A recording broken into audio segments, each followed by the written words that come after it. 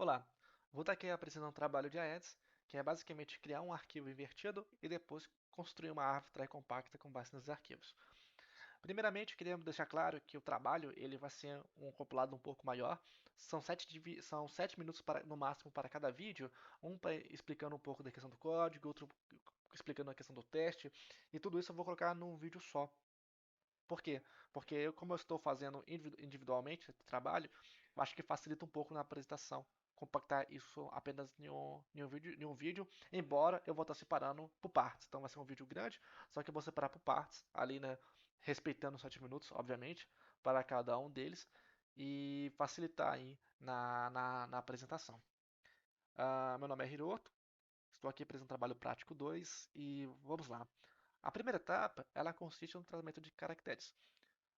Nos testes que vai ser desenvolvido aqui, embora a gente vá utilizar o arquivo com uma pasta com 10 arquivos TXT, com no mínimo 300 caracteres, a fim de teste para facilitar as entradas, eu peguei uma amostra, um universo de amostra menor para funcionar nesse universo, nesse trabalho. Pegar um problema grande, transformar num problema pequeno e resolver ele, que é muito mais fácil testar, ainda mais que envolve um pouco de tentativa e erro, envolve um pouco de abrir o arquivo TXT, ver onde está a palavra, ou até mesmo, a grosso modo, assim, realmente para testar, às vezes eu contei um pouco onde estava a palavra no começo, onde estava no final, e isso facilita um pouco no teste, né? Depois eu vou colocar mais arquivo TXT para continuar, para conseguir ali atender as necessidades real do projeto. Mas por enquanto a gente vai estar utilizando o ada.cp, o deepblue.txt, que são arquivos que a gente vai estar apresentando algum texto lá dentro, e o robots com, entre aspas, diretório ali desses arquivos TXT. Pois bem, o arquivo TXT do ADA, para respeitar esse protocolo do TP, a gente acabei não buscando caracteres muito mais sofisticados que fogem muito do nosso alfabeto, né? Então, embora facilita, né?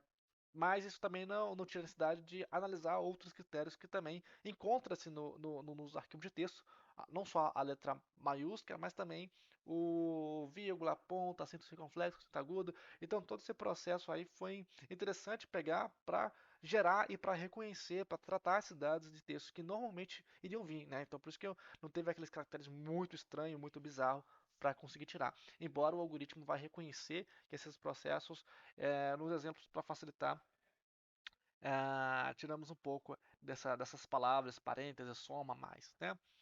Enfim, o Deep Blue TXT também é outro arquivo TXT, onde a gente vai estar nossos passos, nossas palavras, e o robots.txt, que é o nome dos arquivos, como eu tinha mencionado antes.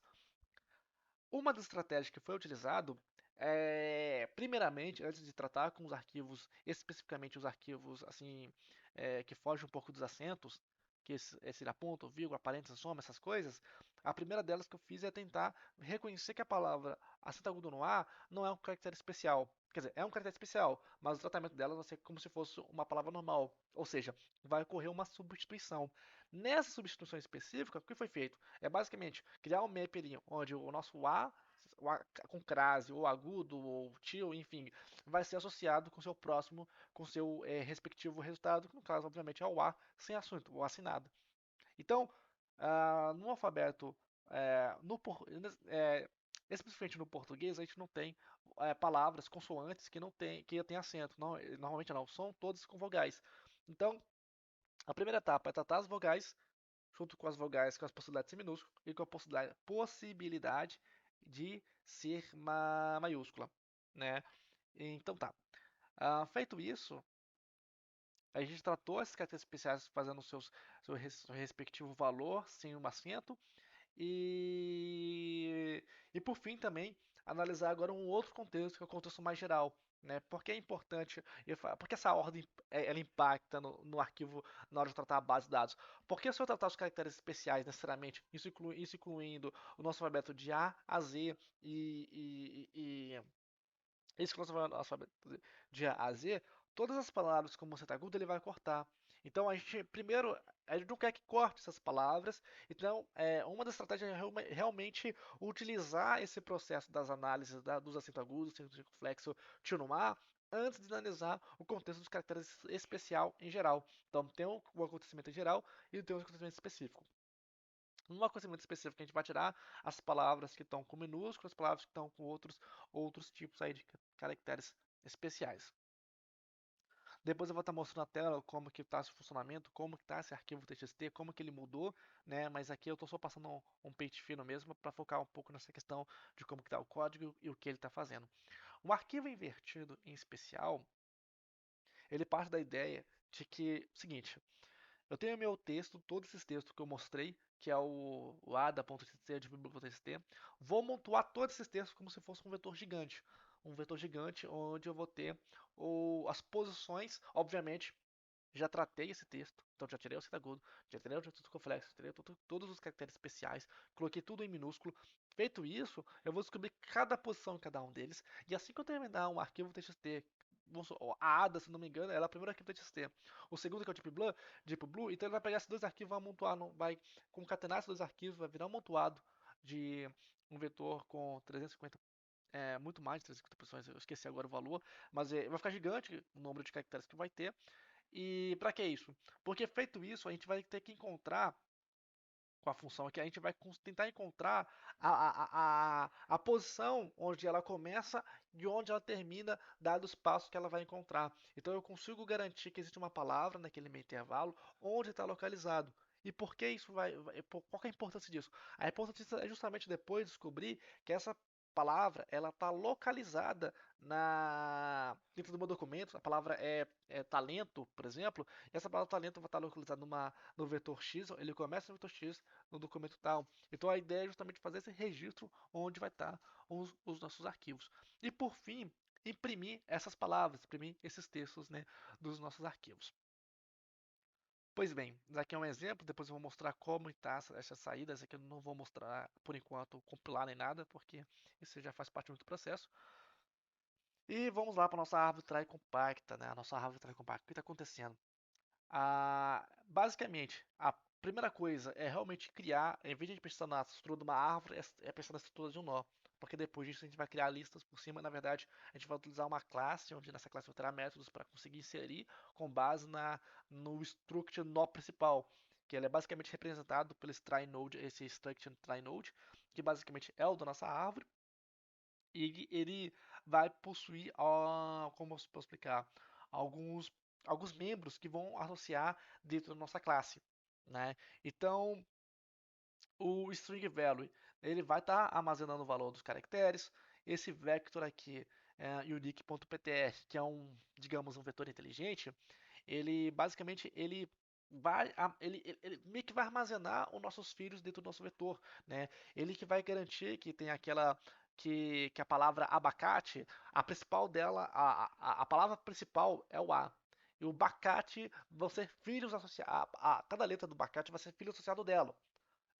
E qual que é a ideia disso aí? A ideia é que a primeira instância da árvore compacta, depois eu vou mostrar aqui, obviamente, o inset, o print, enfim, mas a essência dela é que eu não preciso garantir que 26 letras, o meu alfabeto vai estar em cada nó, né, deles. Não preciso garantir que vai estar no tamanho 26, porque eventualmente na hora de popular a palavra abacate, que o A tiver o B,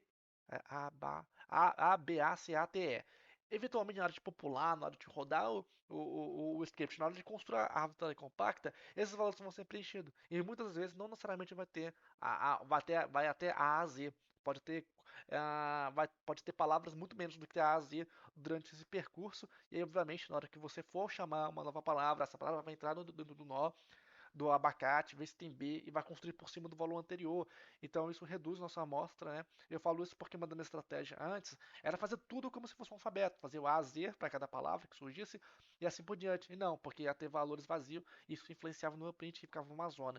Então a estratégia que eu usei agora é justamente isso, colocar esses valores pro minha árvore try. E essa parte aqui do map, do documents, o que ele é? Ele é um dicionário que vai armazenar o nosso documento e as posições que vão estar associadas às palavras, né? E, obviamente, por fim, a classe try compacta, o que a classe? Ela é responsável aí justamente por gerar, né, a nossa árvore try. E depois eu vou estar explicando mais ou menos como que está funcionando o código, como que está gerando essa árvore, como que está essa questão. Mas ela é uma classe, né, que ela vai ter alguns membros dentro dela. Eu coloquei, na verdade, aqui uns métodos que vão ter sido utilizados aqui, que é o insert, que é justamente conseguir encontrar a palavra, a recorrência dela, tem que ter o índice, tem que ter tem que ter o documento, o número do documento onde ela se encontra, onde que ela está, e é claro, a seta das palavras que elas estão sendo conectadas, né? O, o Void Search, essa aqui, uma das charadas dela é realmente acabar utilizando a recursividade. Por quê? Porque ela percorre todos os caracteres da palavra, né? Verificando se existe ali um caminho. Se ela encontrar o caminho correspondente, ela vai imprimir a posição, ela vai imprimir o documento e as posições ali que está relacionado a ela, né? Então, depois eu vou ler agora a segunda parte, eu vou, acho que explicando como que funciona isso no código vai ficar um pouco mais fácil. Pois bem, eu vou dar um pause aqui e vou começar a explicar a questão do código, isso é como está sendo feito a árvore.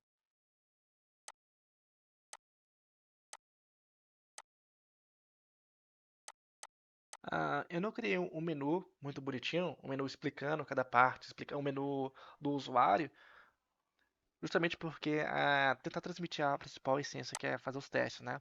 Os testes são colocados aqui, então a palavra que eu estou pegando é a palavra uma, né? Essa palavra uma, como a gente pode ver aqui em teoria, aqui, deixa eu pegar aqui no texto, ela está presente várias vezes, né? Em uma empresa, né? Em uma paixão muito especial, isso aqui no ADA. No Blue também tem a palavra uma, que ocorre uma habilidade. Então, isso aqui ocorre outras vezes, claro que eu não vou procurar aqui, mas ocorre entender a ocorrência de como está funcionando e também ver por partes de como que funciona essa questão do teste, né? Vamos lá, sem mais demora, porque o tempo está curto. Ah, ok. Na tela inicial aqui, a primeira coisa dele que ele faz é justamente, como eu disse antes, tratar o texto. Tratar o texto, todas as palavras que estão sendo agudas, palavras com caracteres especiais, houve a substituição em algumas, e principalmente ele conseguiu aí tirar esses caracteres, né? Tirando esses caracteres, outro passo importante é criar a posição onde esses testes se encontram. Por exemplo, acreditava está no documento 1, no caractere 312.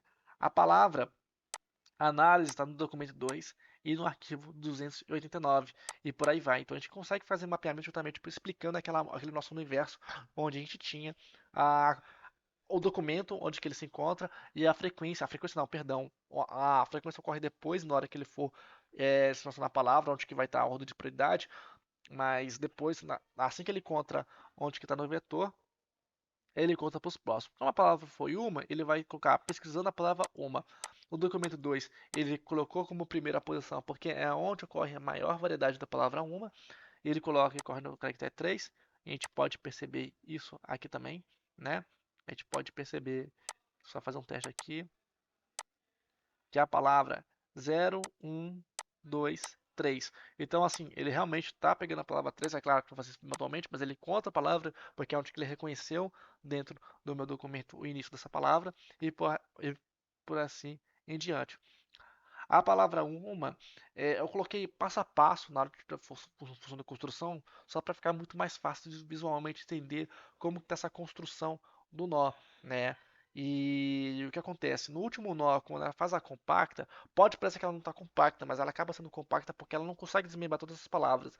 Isso aqui eu fiz só para mostrar como que ele separa cada palavra do meu da, da minha amostra, como que ele separa, e ele consegue encontrar outras palavras que estão durante ela, né? Porque qual que é a ideia? O existe era e existe o... Ah, não, essa aqui já é uma outra palavra, né? É porque começa com depois ele começa com era, o vai para baixo do por isso que eu coloquei cada palavra desse, visualmente falando, para facilitar na hora de explicar o S e vai descrever.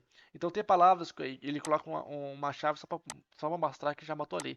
Especial e especialista, mas a palavra que a gente encontra é uma e ele acaba encontrando aqui também. Só que eu já botei tudo para mostrar que a árvore foi construída e que ele acaba percorrendo nela.